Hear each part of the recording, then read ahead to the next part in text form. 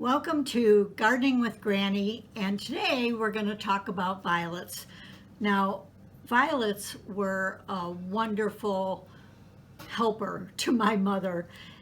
She didn't have a lot of money, and she and her sister would grow African violets because you could trade them off with neighbors and create different varieties of these beautiful plants. And really all you need to do is pinch off one of the stems and put that in water, and then it would grow roots and you could plant it.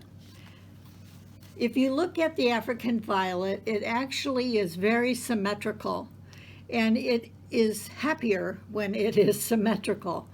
It grows from the very center. The leaves come from the very center, and so does the bloom. African violets do require some feeding, but basically if you feed them once a month, they're happy. They do need watering. They prefer watering from underneath, they don't like their leaves wet.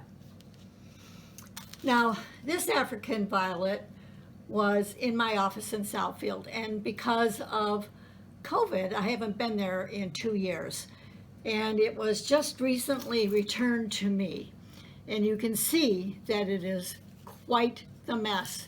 There's multiple plants in one area. This planter was gorgeous. My husband had made this beautiful stained glass cover for it, and the plants did really well in this planter.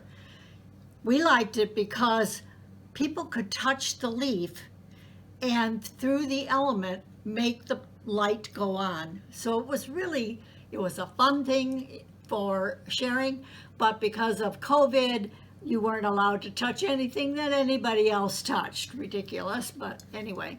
So I'm going to take the plants out of here, separate them, and see if I can help this plant survive a little bit better and have a better life.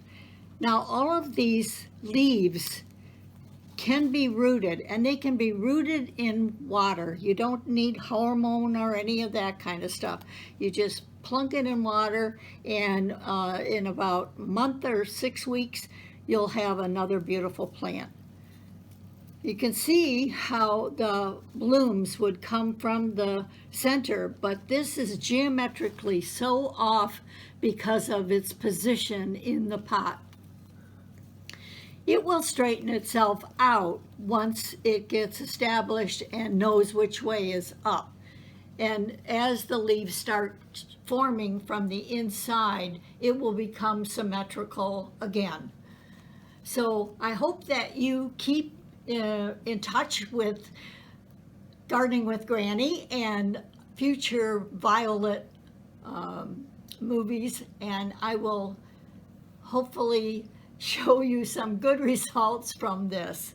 So that's all for now. Thank you for joining me. If you enjoyed this video, please give me a thumbs up and share it with others, and comment if you can give me some tips on how to grow African violets better.